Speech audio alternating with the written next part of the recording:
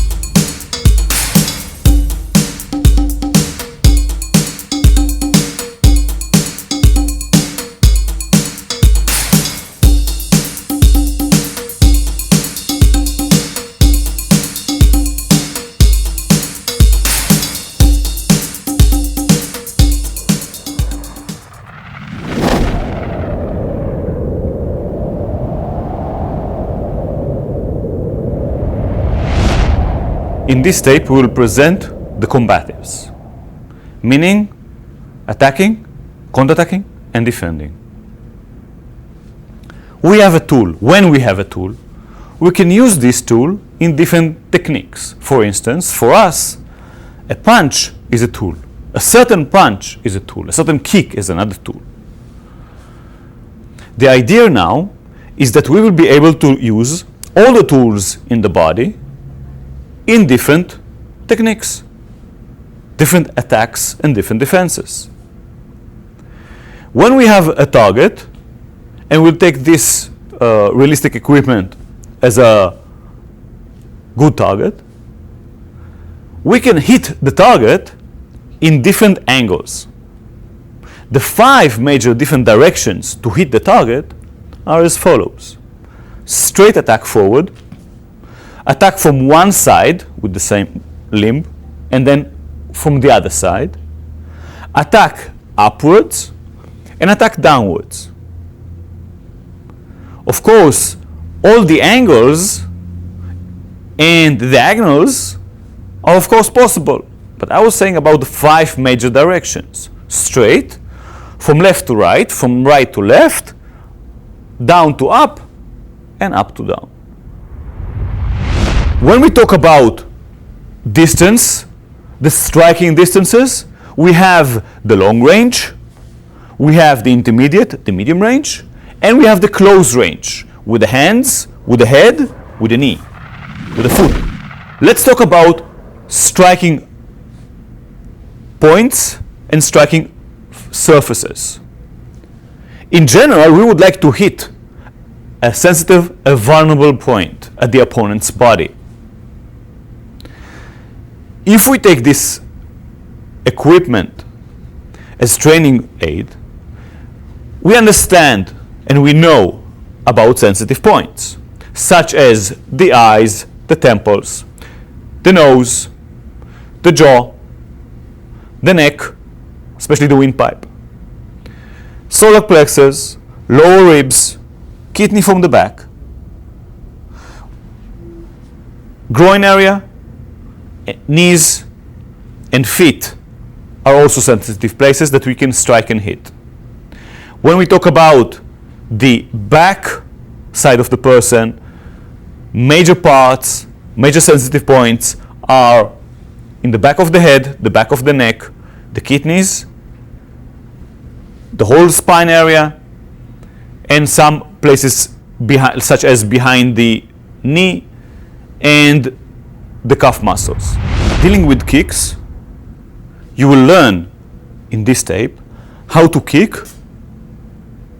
and the major directions of kicking. Of course, with a kick with the leg, we can do more or less the same thing as we can do with the hand, which means to be able to attack from down to up, from up to down, from one side, from the other side, and straight forward.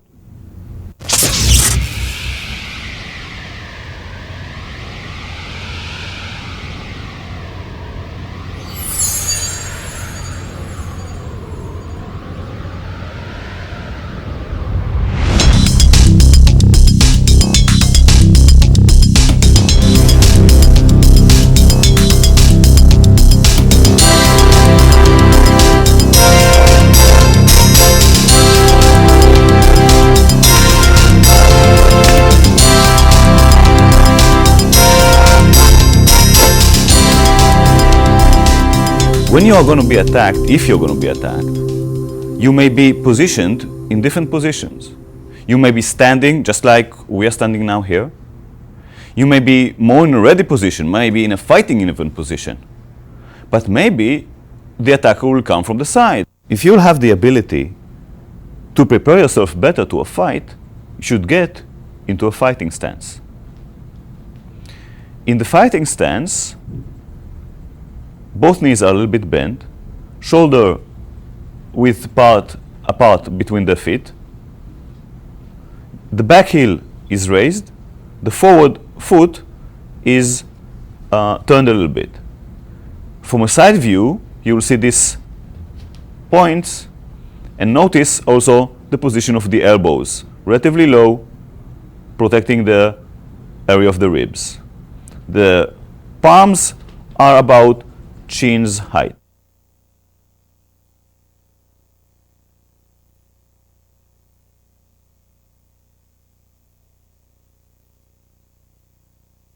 When you are in this stance, you can easily attack with punches, kicks, move freely and dynamically. When we need to move while we are in a fighting stance, advance forward or retreat back, we will start with a leg in which direction we are moving. Moving forward, first front leg, then closing with the back, and retreating, first back, then forward. From a side view, we see this again. Moving forward, 1, 2 with the legs, moving back, 1, 2 with the legs, keeping the same stance all the time. If we need to move from the fighting stance to the left, we will start with the left leg. When we need to move to the right, we'll start with the right leg without crossing the legs.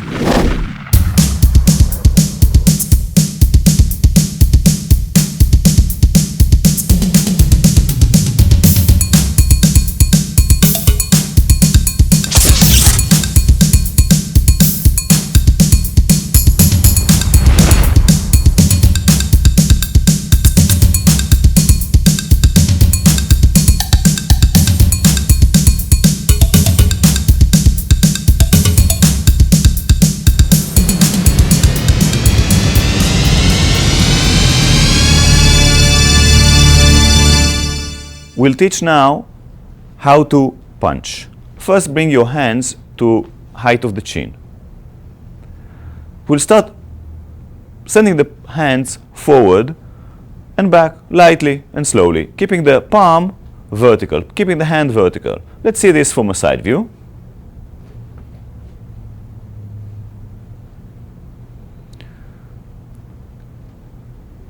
We continue and send the shoulder more into the punch and the weight a little bit more in the punch, turning the heel a little bit out to initiate a longer range in the attack. It is beneficial many times to strike with a closed fist. How to clench your fist? First start with the second knuckles, then with the third knuckles. Close your fist strongly, and then the thumb is over. Punching with your fists from a passive stance. Strong punches, hitting with the knuckles of the fists, turning the body, sending the shoulder forward. We'll see this from a side view. We are turning the hips and the heels a little bit too. Here we see Michael punching from a fighting stance, sending his left forward, punching with the left. Here it's demonstrated a slow punch, now a fast punch. Michael is rotating his body and shifting his weight forward in order to achieve maximum power and reach in the punch. From a side view, slow punch,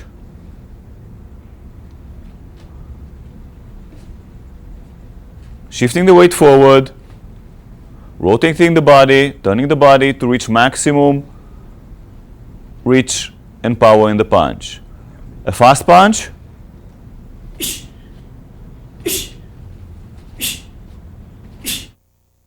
straight left punches to a focus mitt.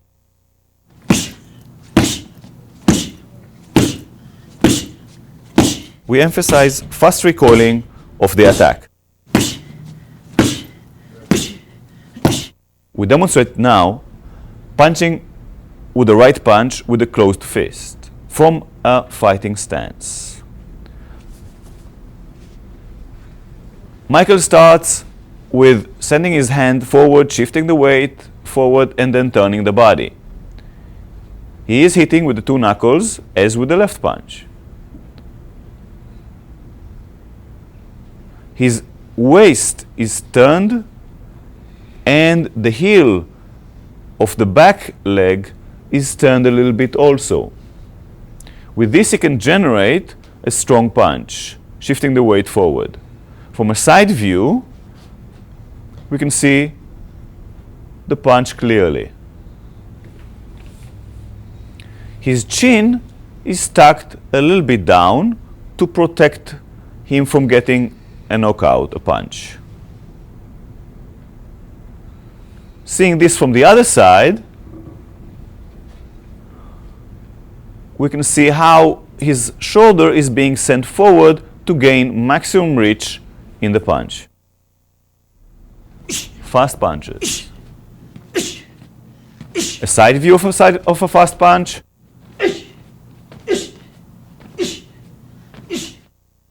View from the other side of a fast punch. And punching focus mitts.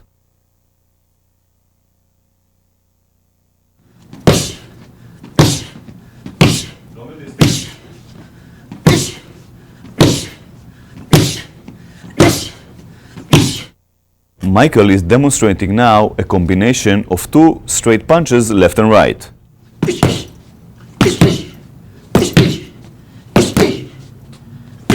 As Michael is showing this slowly, we will see first punch, then the second punch goes.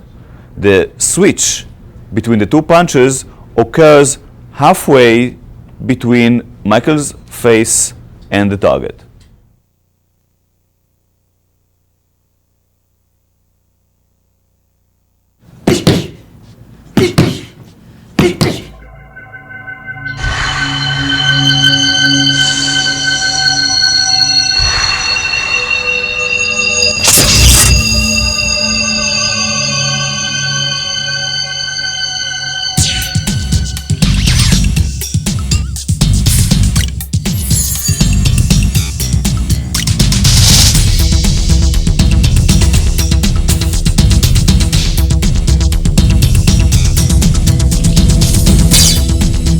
Next, we examine the delivery of the hammer fist punch.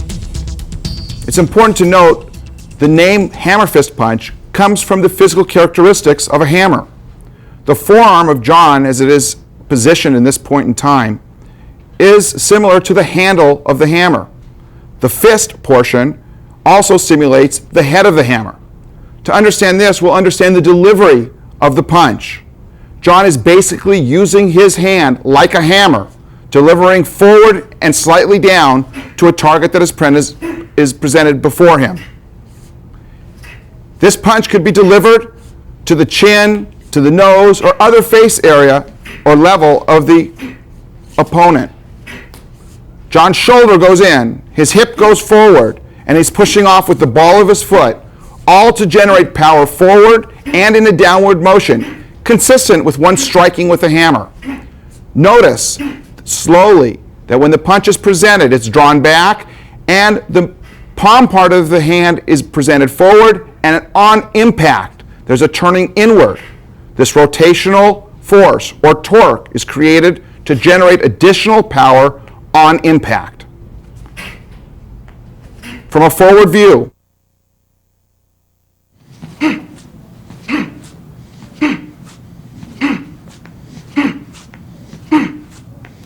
the striking surface of John's hand is the meat part of his hand, which he will touch now. This is the area that he's hitting with. That area is analogous with the head of the hammer. From a passive position, you can see this strike delivered to another target area. For instance, if someone is low, this strike can be delivered in front of the body and downward. In this position, John is making essentially the same strike, but because the punch is being delivered downward, John is dropping his weight accordingly. The hand is raised and the punch comes down strongly. It could be to the back of the head or neck area or even between the shoulder blade. From this view, we can examine another possibility in the delivery of the hammer fist punch. If the threat is to the side, but beyond the distance that is appropriate for an elbow strike, John will employ the hammer fist punch to cover distance quickly and deliver and reach the target that's at a further distance. John uses the hand swinging up and turning in. His weight is shifted toward the target. His hip and shoulder roll out to make power in this punch delivered to the side. He also lowers his head so that he is protected slowly behind the delivery of the punch, so that it would be more difficult for him to receive a blow from the opponent. This punch can also be delivered from a passive position and can be followed up with further attacks.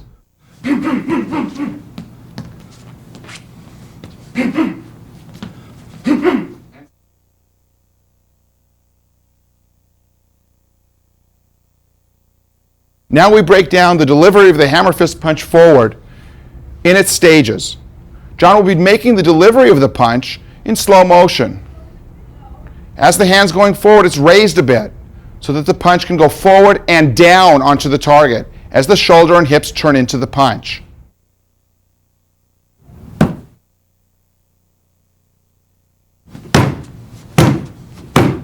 Now examining the hammer fist punch downward for a low target. The delivery of this punch is down. The weight will be dropped down. The hand is presented over the target and it starts to go towards the target with the palm down. Before actually making impact, the hand is rotated to hit with the meat part of the hand, the head of the hammer, so to speak, to deliver maximum power from the rotation that's included in this strike. John's weight drops sharply.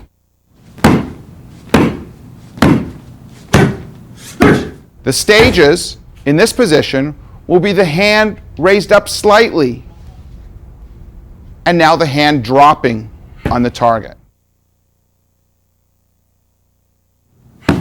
In conjunction with the sending of the hand down, John drops his weight and the meat part of the hand passes through the target.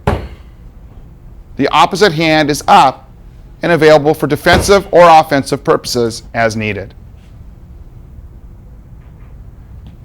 Another possibility from this position is to deliver a strike on a horizontal plane. John will be punching with his left hand. Of course, the hand is brought back quickly for further attacks if needed.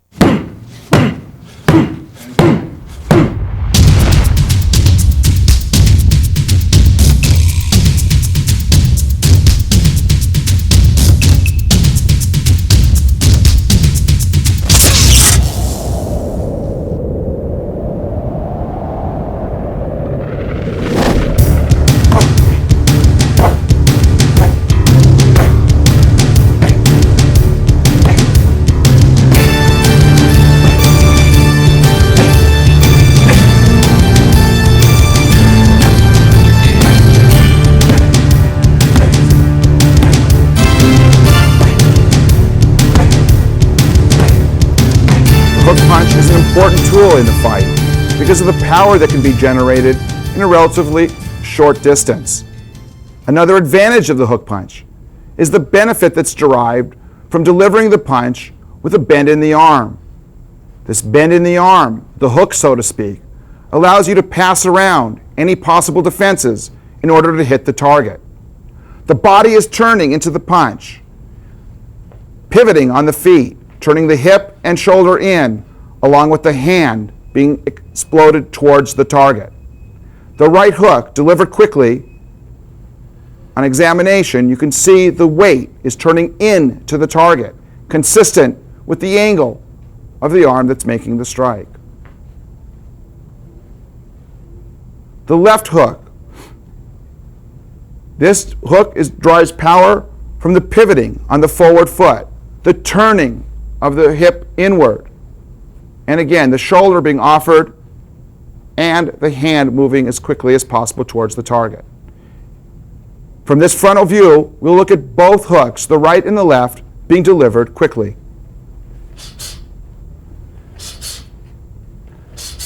Notice that Amir's chin is down, being protected by the shoulders from any attack. The rotation of his shoulder, his hips, generated by the turn in the feet or the pivoting of the feet, contributes greatly to the power in this situation.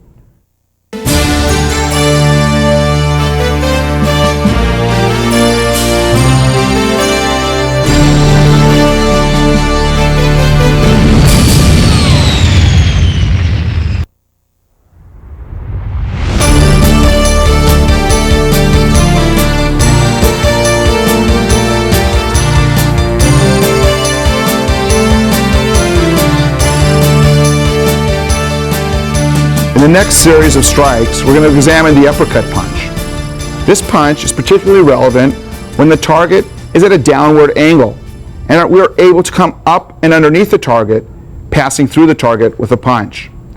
This punch can occur at an intermediate range or at a very close range with either the forward hand or the back hand. It is particularly important to note how the legs play a vital role in the delivery of this punch. Since our punch is going up, our weight also must be transferred up with the punch and through the target. Close examination first of the right uppercut.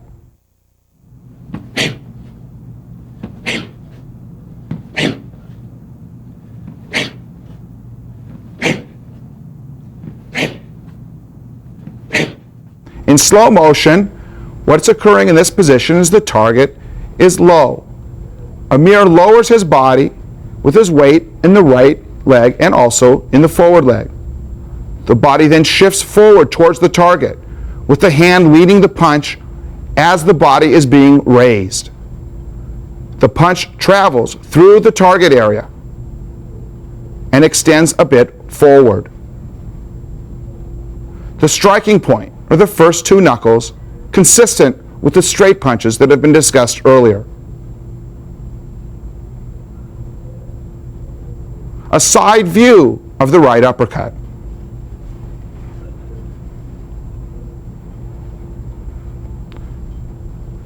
Notice what a vital role the right leg plays in the lifting of the body in exact timing with the punch.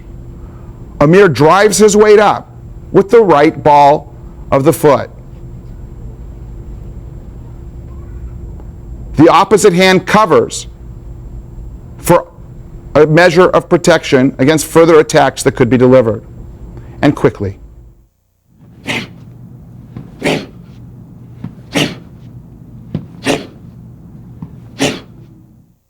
Looking forward, we can examine the uppercut punch being delivered with the forward hand.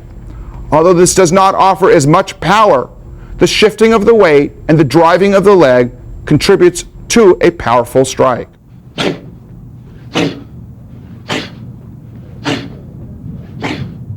In slow motion, you see the shifting of the weight towards the left leg, the driving with the left leg, and the raising of the body in perfect timing with the delivery of the punch. The punch, once again, travels through the target.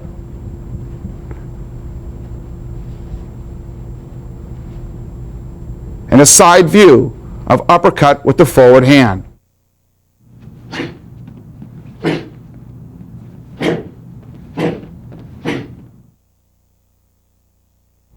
The shift of the weight and the driving of the legs in conjunction with the delivery of the punch account for the power.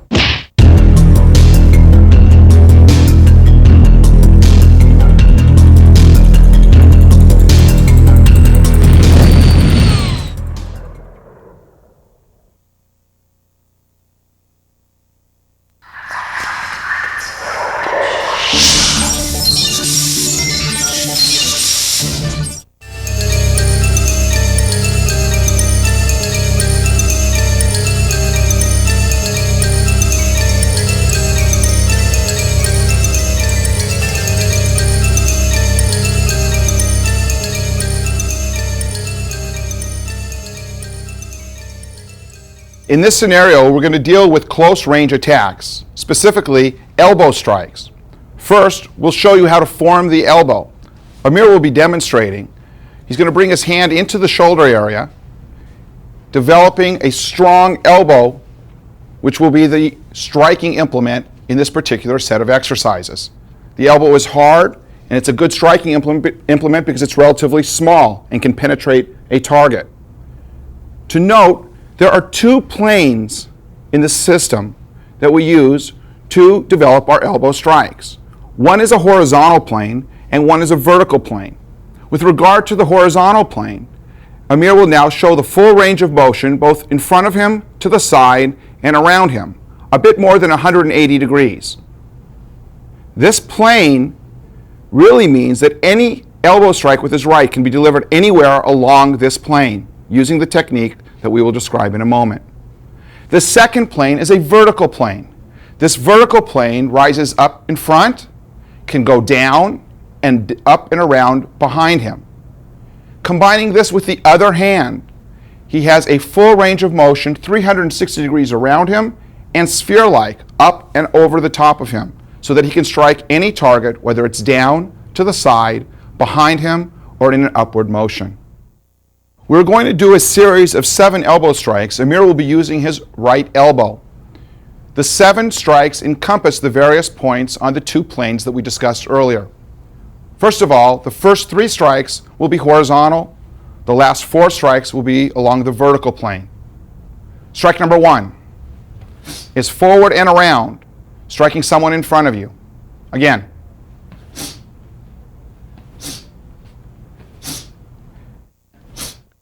And the second strike is to the side.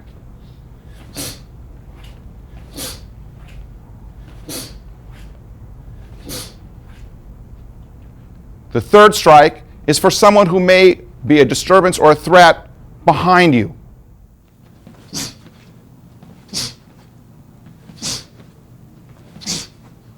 Very good. Side.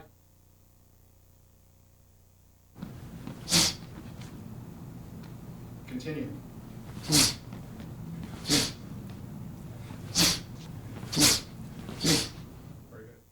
In this scenario, we're going to demonstrate the first 3 strikes along the horizontal plane. Notice a few things. Notice the striking area Amir is going to be presenting to the target. He will be striking in front of him, to the side, and to the rear.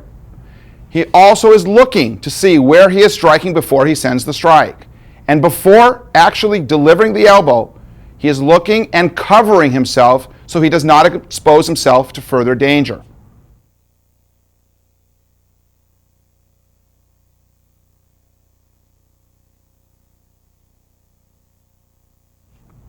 Each strike recoils so that we can attack again if necessary.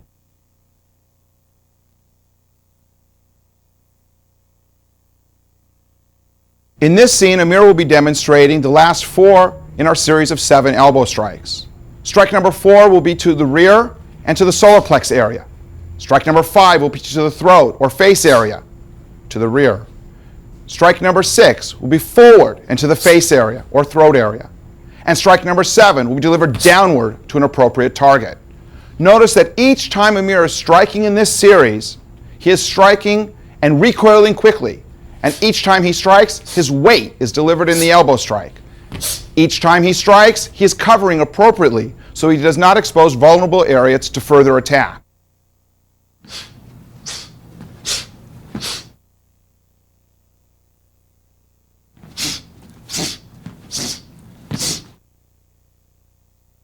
In this next series, Amir is going to be demonstrating the last 4 strikes in our series of 7. That's the vertical strikes in slow motion. Watch for his balance, watch for his ability to recoil, and watch how he looks at the target before striking while covering to make himself safe. Please.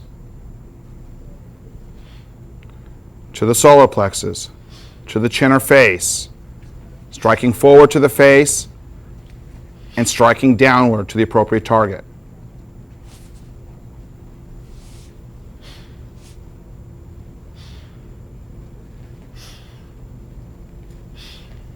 A side view reveals his balance, the power that's generated in a short distance, and how he covers and looks to be safe. An important element in striking is to use a variety of weapons. In this view, Amir is attacking John. You see the distance between them. He is closing the distance with longer weapons, such as straight punches. When he's in close, he's using intermediate range weapons, such as hooks and uppercuts, that can be delivered to the face, head, or body. When he's very close, he's delivering elbow strikes for infighting. And when he's even ultimately closer, he could use his head as a weapon. And on the way out, he follows the same principle in reverse. Intermediate weapons to long-range weapon.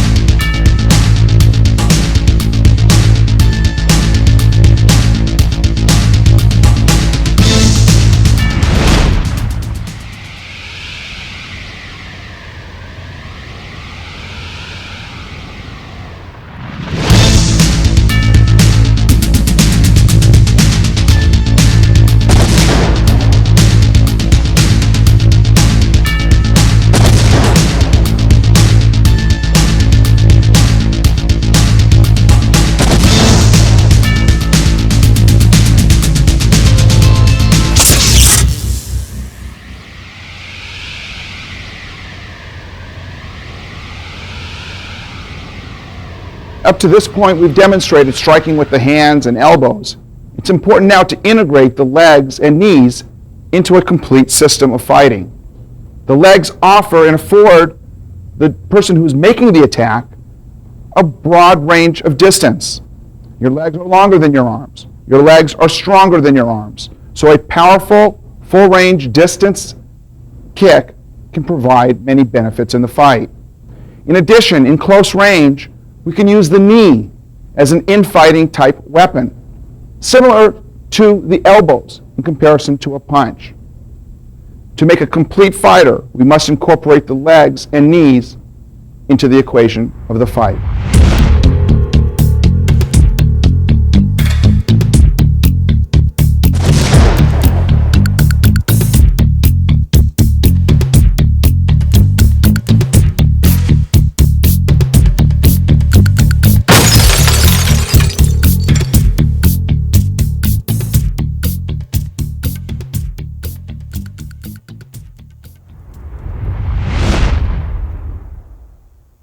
In this next scene, we view front kick to the groin.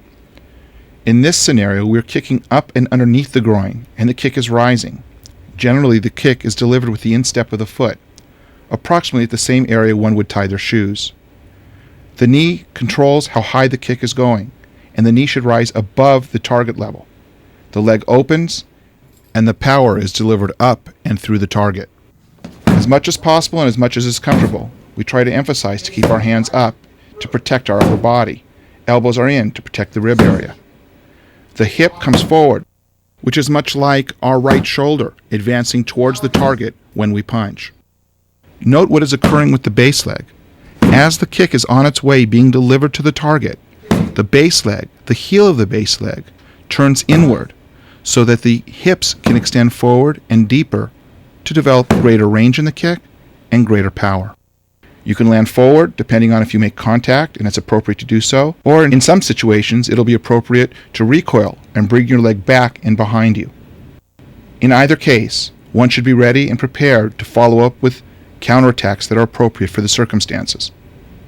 In slow motion, we're viewing the kick in its stages, the knee rising and the leg opening and closing, our hands staying up to protect us, and also leaving our hands in a position where we can give further attacks.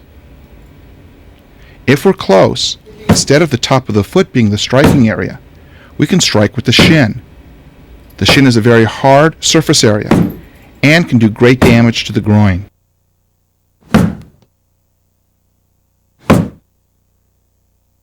In this view, we can examine the kick, the front kick to the groin, in its logical stages. Kevin will assume a fighting stance and slowly will deliver the kick in its entirety.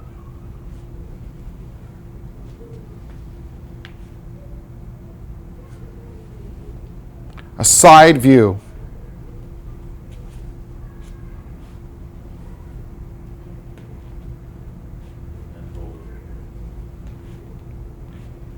It's possible that the kicker will want to land forward. If he's successful in reaching the target, there's no sense in bringing the leg back. However, if there should be a reason to retreat, it is also possible to bring the leg back and resume your fighting position from that distance. The stages. As in all attacks, we want whatever the striking implement to be to move toward the target first, to avoid the problem of telegraphing. Here we are striking with the top part or the instep of the foot. The foot will be jumping towards the target first and will lead the attack. The knee is folding and the kick is delivered. A side view. The knee is rising with the foot going towards the target immediately. 1 is the knee up, and 2 is the knee out and back, and 3 is the resumption of the position from which to fight further.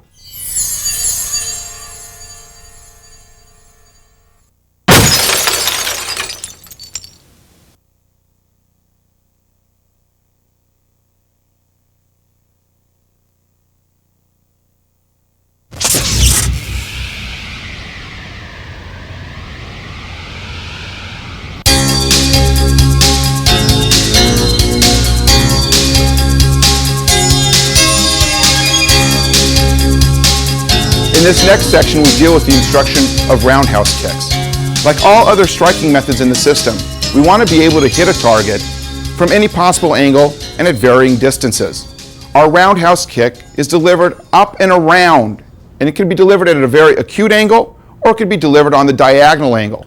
And of course, should the opponent be on the ground, or the threat be on the ground, still viable, the kick can be delivered in a downward angle.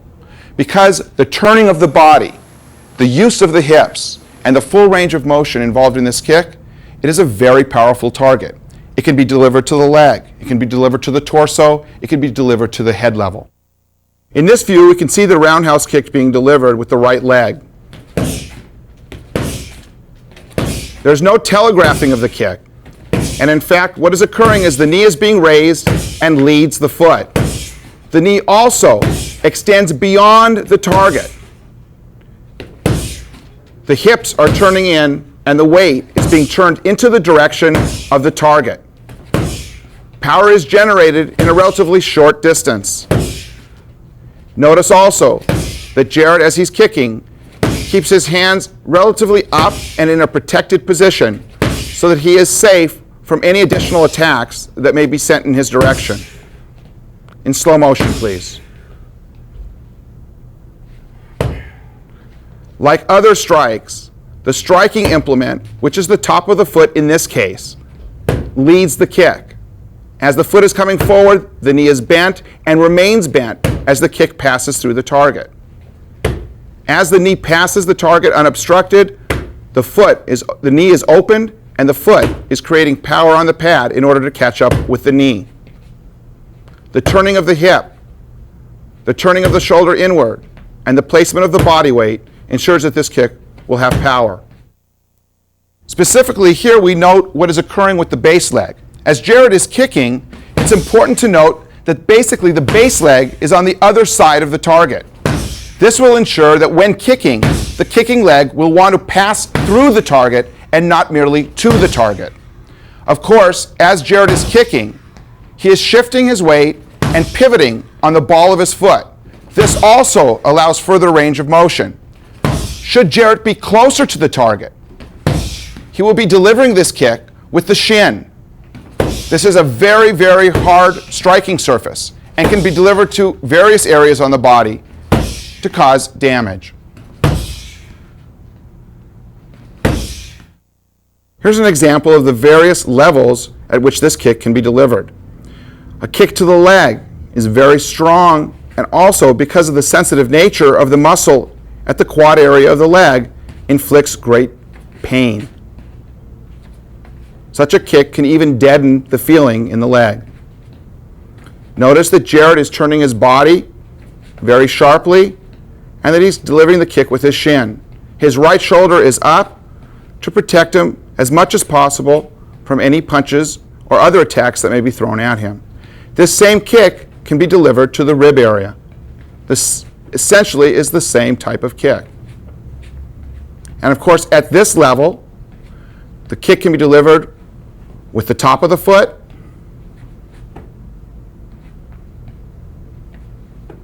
or even the ball of the foot.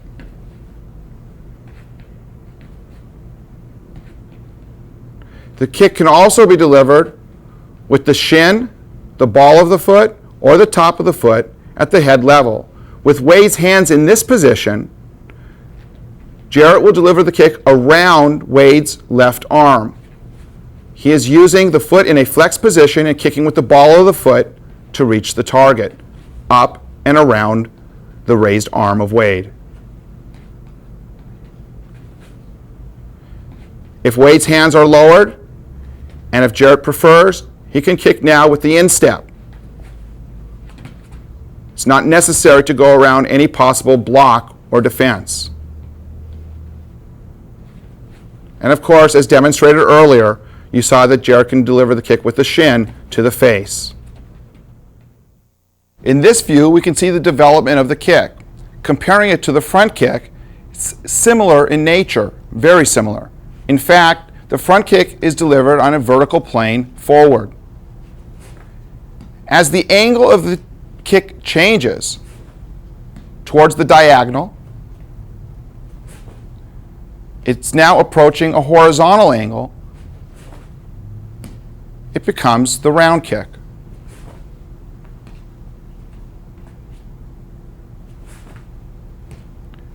At the very top level, it can be a very sharp angle on a horizontal plane. In the middle, it could be more of at a diagonal angle.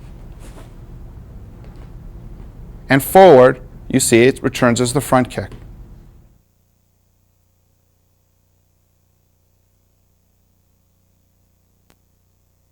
In this view, we'll examine the round kick delivered with the forward leg. Again, we'll draw the comparison between a front kick. It's a similar kick. From this position, you can see the knee raising for the front kick. The front kick is being delivered and is raised in a vertical target forward. From this position, once the kick is placed on the diagonal angle, you can see the formation of the round kick. The appropriate turning of the body to accompany the direction of the kick is incorporated. It is even possible to see the kick form so that the kick is actually being thrown parallel to the ground, completely in a horizontal position. As with other kicks, the kick can be delivered advancing or retreating or moving laterally. This will be saved for another tape.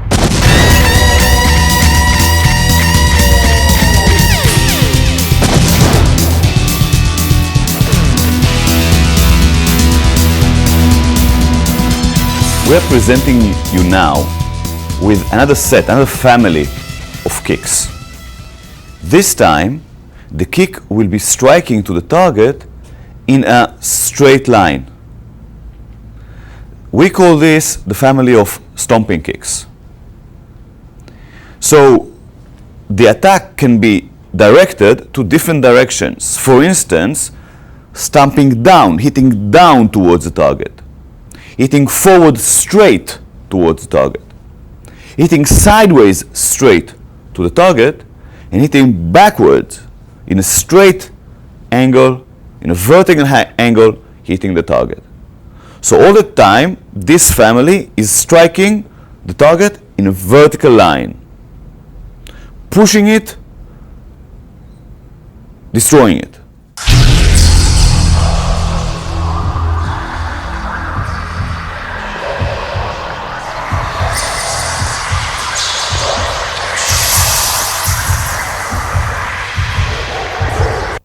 Jarrett will demonstrate now stomping kick down to a target. The target that is down still poses a threat to you. You are lifting your leg and then striking down with your heel. The technique is being done with delivering your weight, sending your weight down to the target. You see that we use realistic training tools to enhance the learning.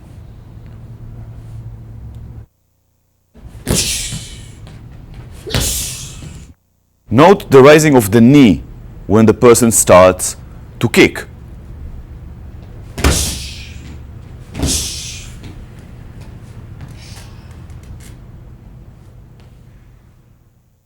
When you're being attacked in a bear hug, one of the things you can do is strike down with a stomp towards the instep, the toes of your opponent.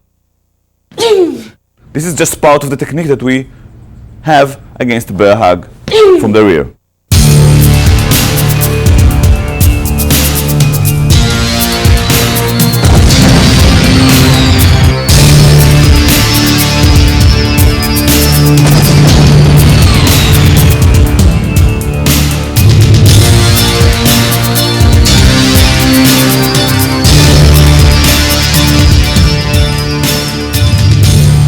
Mani will demonstrate now, from a passive stance, a defensive kick forward.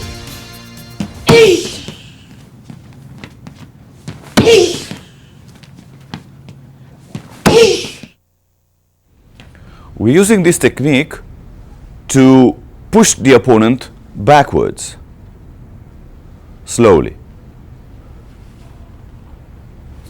Mani is raising her leg, the knee is directed towards her shoulder, and then she is sending her heel forward in a straight line towards the target. We'll demonstrate it now fast from a fighting stance.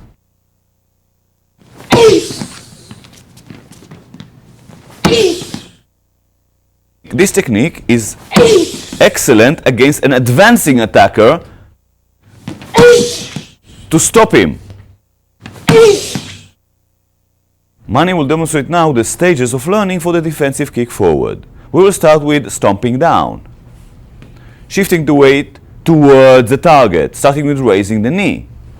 Now the kick will come more and more forward and up, as if the target is rising, and a bit higher.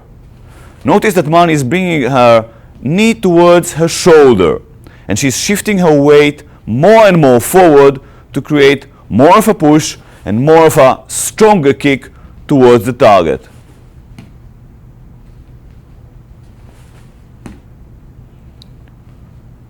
The striking surfaces can be the ball of the foot, the whole foot, or the heel, which is the strongest part. We can combine a regular kick forward and a defensive kick forward to hit a target that is vertical one, inward.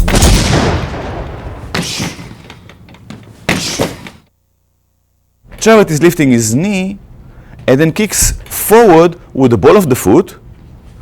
Other striking surfaces, of course, can be the heel or a point of a heavy shoe.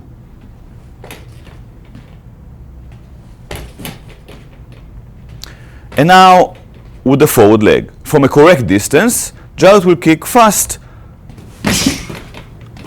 towards the solar plexus and slow, hitting straight inward, and fast 2 times again.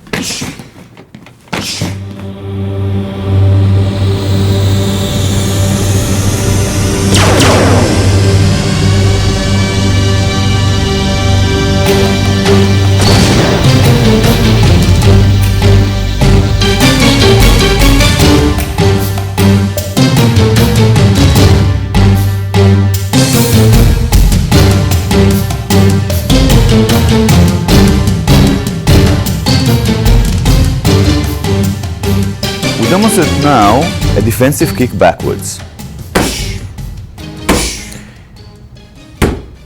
You raise your heel backwards and then send the whole leg backwards in a straight motion.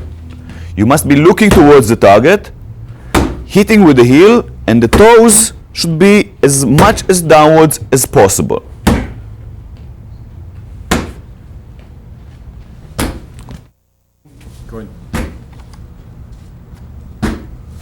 You should look by the side of your shoulder or under the arm.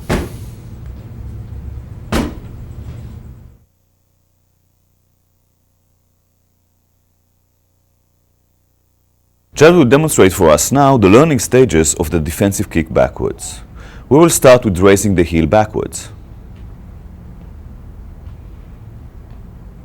Now we continue with bending forward, looking backwards by the side of the upper arm. Now we deliver a kick backwards. It is a straight kick backwards, sending the heel straight from the area that it brought to the target.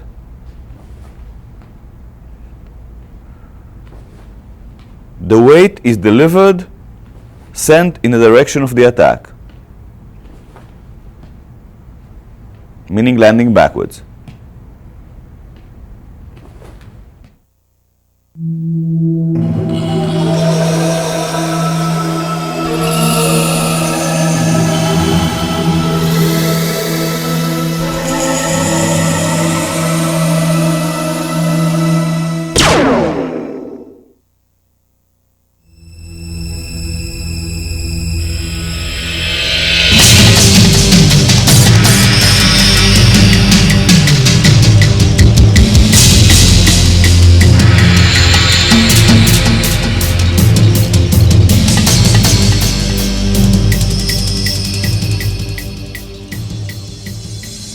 Jared will demonstrate for us another member of the family of the stomping kicks. This is the side kick. And slow, we see that Jared is lifting his knee forward, then pivoting at the hip joint, sending the heel directly from the hip to the target. To initiate a strong hip movement, he is also pivoting at his base foot. The weight and the hip are directed towards the attack, towards the target.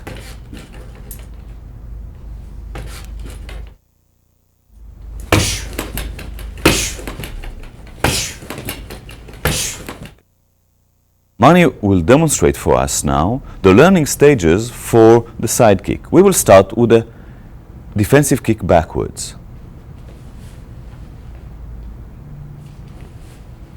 Then we will turn a little bit to our right and kick to the same target as before, which is diagonally behind us to our right. Then we will turn a little bit more and kick sideways.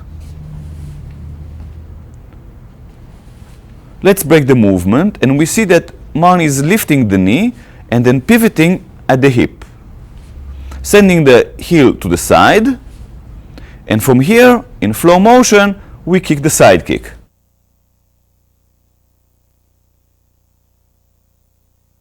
The side kick can be delivered to different heights, such as the knee of the opponent.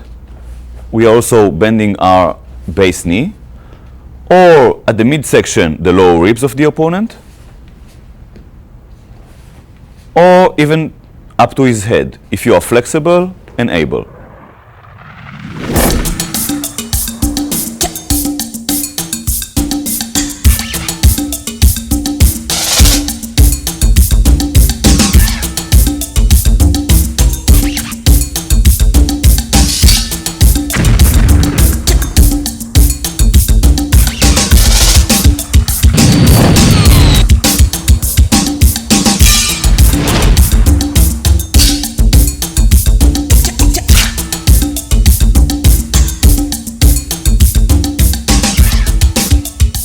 The defender must also know how to function if he or she should fall to the ground. Wade gives an example of someone who is down, but he puts himself in a readied position to deal with an aggressor who approaches him. At this point, Jared is approaching with the pad. Front kick is delivered sharply from the back position. You can see how Wade is shifting his weight onto the forward leg, that's the base leg, as he sends his hips forward and into the kick. The rhythm now can be broken, and you see the position has changed. Wade is more on the side and delivering something between a side kick and even a defensive front kick. Notice the defensive positions of his hands and how he rocks forward to put his weight in the kick. In this position, we watch as Wade is moving his body in order to deal with an aggressor who's attempting to change the angle of attack. As Jarrett moves to find a better way of attacking Wade, Wade is able to move in such a way that he's keeping the more vulnerable parts of his body, like his head and neck, at a further distance from the attacker. Less vulnerable target areas, such as the legs and feet, are presented towards the attacker so that less injury can be caused by any possible attack. In addition, when striking, if the strike is to a small target area, generally the foot is placed horizontal to the ground, parallel with the ground. This provides for a larger striking area on a smaller target. If the strike is delivered to a larger target area, the toes can be upward, similar to that of a front kick. That is due to the larger target area. In addition, once it is safe to do so, Wade can regain his stance by raising himself in an appropriate way to deal with the threat.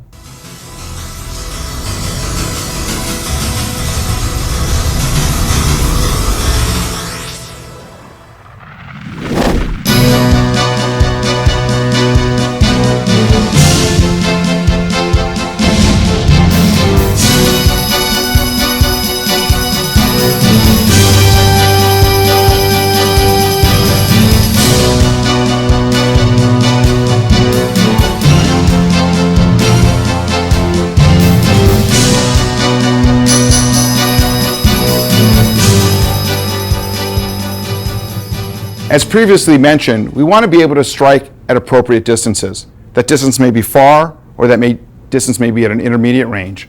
And of course, we must operate in close. When we were talking about punches, we were making long punches, and when we got in close, we reverted to the elbow strikes or even a headbutt.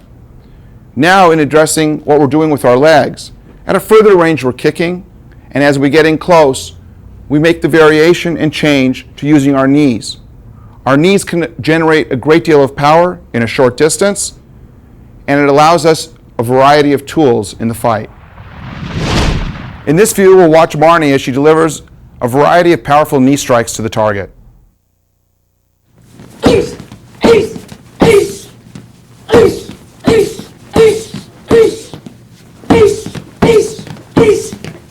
Notice that when she's striking, she's using the actual front part of her knee.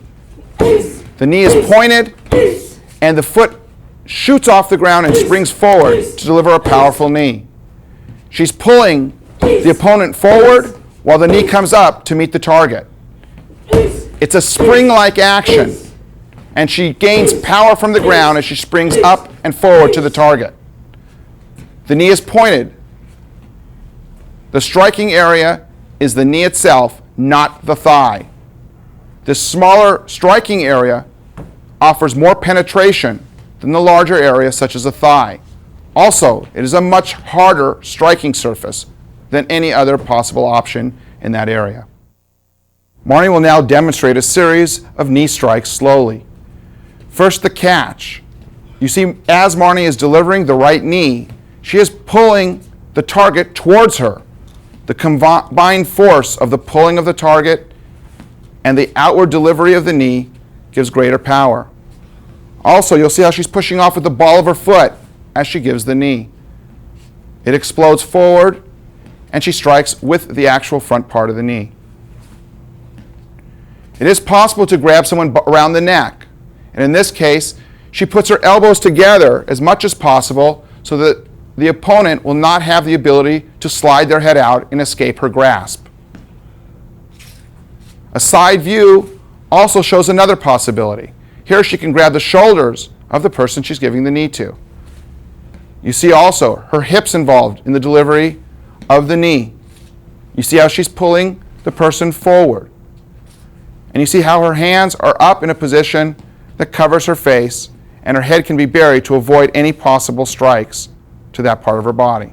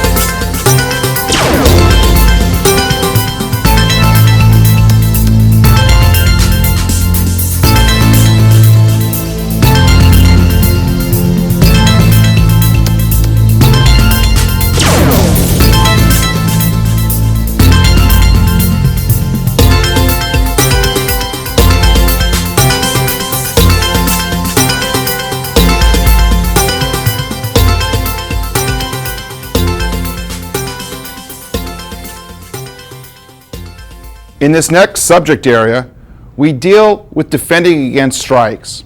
In particular, we're dealing with those strikes that come from an outside angle in.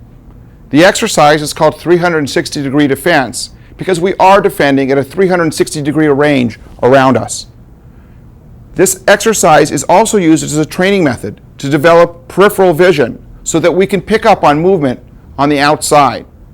Our defense is foundational and is created at a 90-degree angle to stop the given attack. Later, we'll be adding counterattacks so that we are defending and attacking together to stop any subsequent attacks. And further, this is very important to note that other exercises seen later in knife and other subject areas are based on and are built from this foundational exercise. In this scene, we examined the 7 positions for 360-degree outside defense. John will now assume each position. The first position deals with an attack that is overhead and coming down on top of the head at almost a 90-degree angle. John raises the blade of the arm, the forearm, to defend. His blocking surface is from the tips of his fingers to his elbow and can deal with any threat in that zone. Notice that the bicep is close to his ears, this ensuring from this point in time that he will have coverage for the top of his head. Also, his chin is down so that his head is inside the defense. Position number 2. This deals with an attack to the head level coming from the outside at a diagonal downward angle. Again, the blocking surface is from the point of the tips of the fingers to the point of the elbow. And John is still and will continue to defend with the blade of his arm. Position number 3. An outside defense dealing with a horizontal attack almost parallel to the ground, still being delivered to the head level. Position number 4. Dealing with a defense for the lower part of the torso for an attack that's being delivered, again, horizontal or slightly upward at the torso. Position number 5. An outside defense dealing with a little bit lower part of the body and given when it's appropriate to do so and comfortable for the hands. This covers the same general area as position 4, but can be done or performed when the hands are in a comfortable position to make this defense. Position number 6 deals with closing of the circle at a lower level. Notice again that the forearms are defending. The blocking surface are from the fingertips to the elbow. And John is bending at the waist with slight minimal bend at the knees. If John were to bend the knees, he would bring the target area or the intended target closer to either the weapon or the striking implement. We keep the knees straight but not locked and the waist bent to keep the intended target area further away from the threat. Defense number 7 closes the bottom of the circle. Again, this defense deals with attacks that would be rising upward, almost at a 90-degree angle to the body. John is able to defend at this 90-degree angle to stop the attack. Again, defending with the forearms from the elbows to the fingers. A side view of each defense as presented with the right arm. 1. Defending the top of the head. Again, please.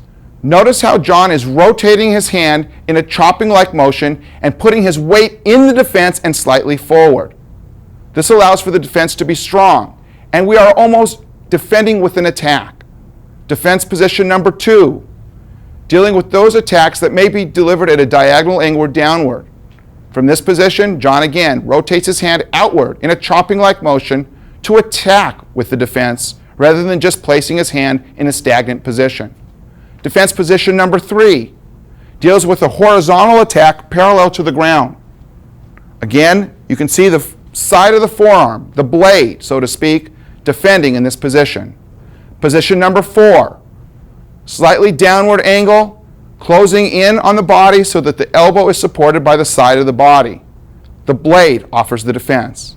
Position number 5, again defending with the side of the body, side of the forearm, and the side of the body is defended. Position number 6, out and down, dealing with an attack that is rising at a diagonal angle toward the body.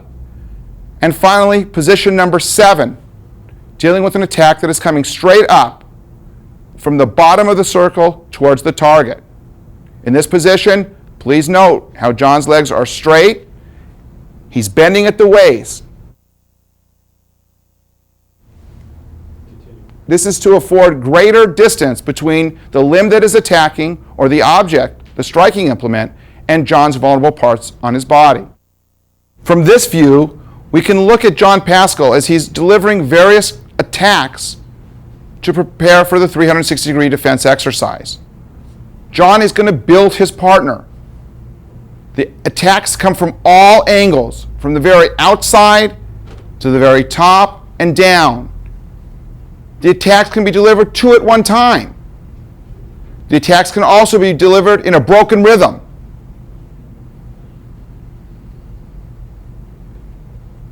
Two arms or single arm.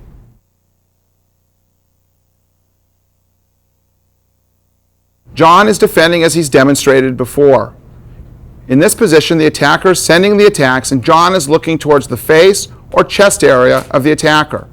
He's using his peripheral vision to pick up on the movement of the attacking limb and defending with the appropriate 360-degree defense. Although we had 7 positions, those were merely learning positions. Defenses can be offered at any or an infinite number of positions.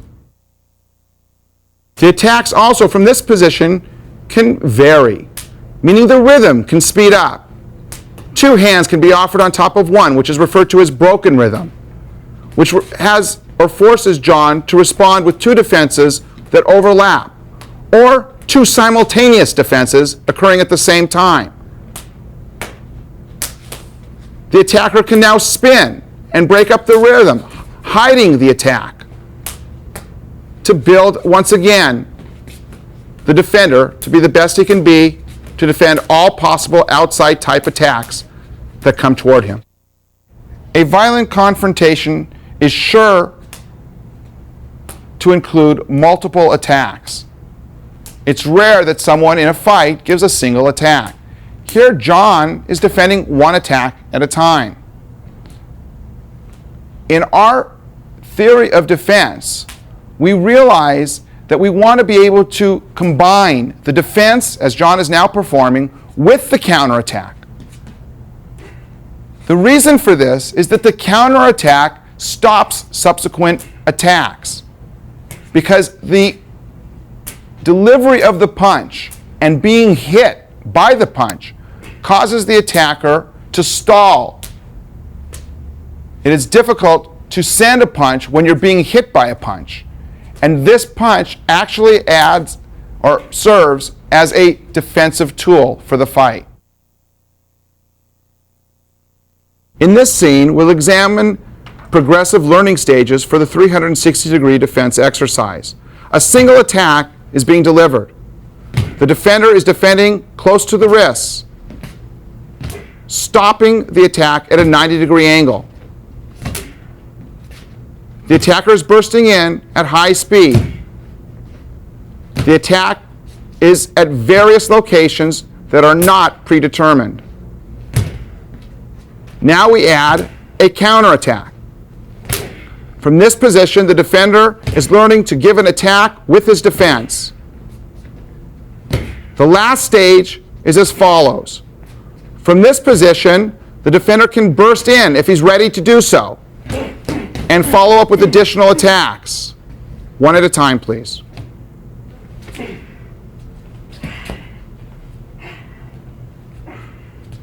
From a basic exercise, we're developing the tools you need to make the fight.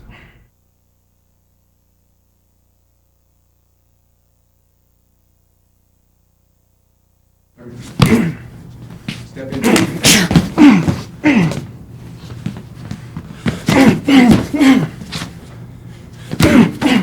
No punches here.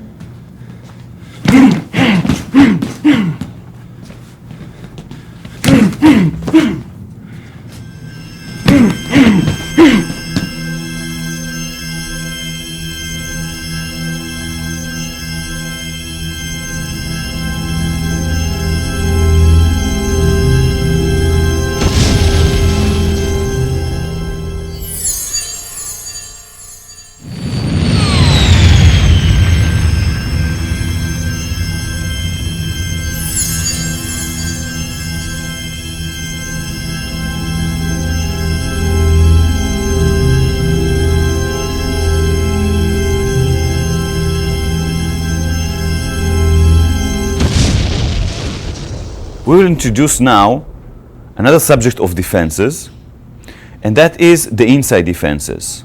Before we were talking about what happens if the attacker is coming from the sides and we were blocking the attacks. But what if the attacker is coming with a straight punch to hit you?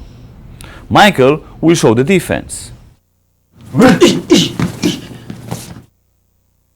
Michael will demonstrate now the hand defenses against straight punches. From a passive stance with the hands high, shoulder width apart, and about chin level, he will defend the straight punches.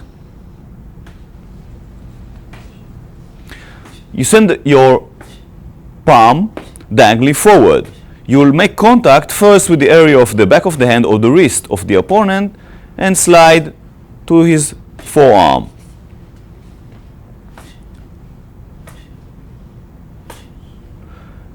You are also making a body defense, moving your head outside from the line of the attack. We can see this very good if Michael will be with the back to the camera.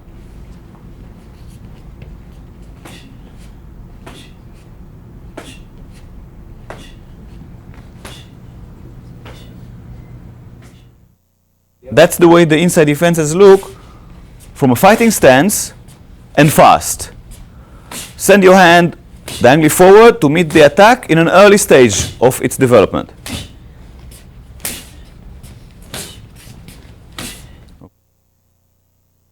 This is the first stage of learning. Now we add the body defense, moving the head to the opposite side as the defending hand moves. This way, the attack will miss you. So you have two enhanced defenses, the hand defense and the body defense.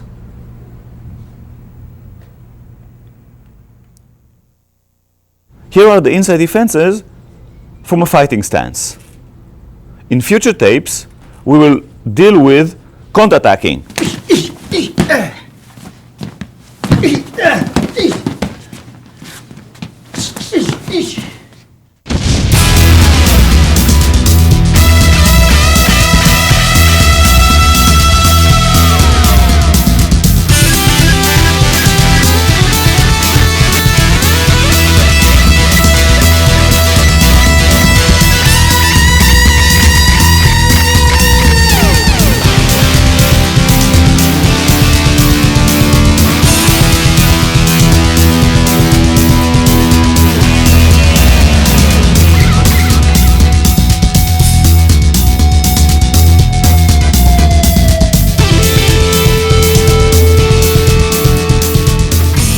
These were the combatives. These were the tools that you need.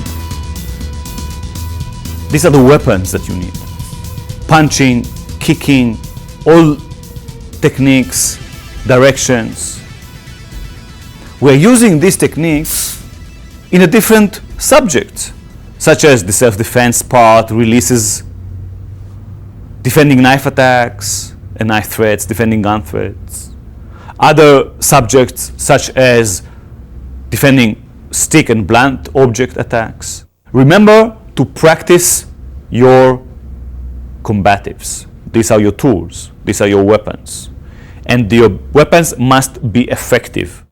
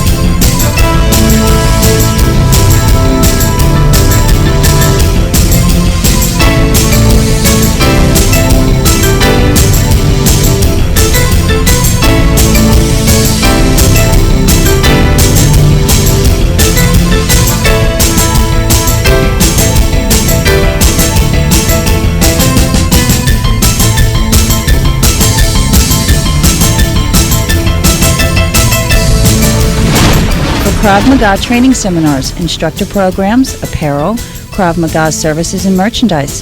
Visit our website at www.kravmaga.com.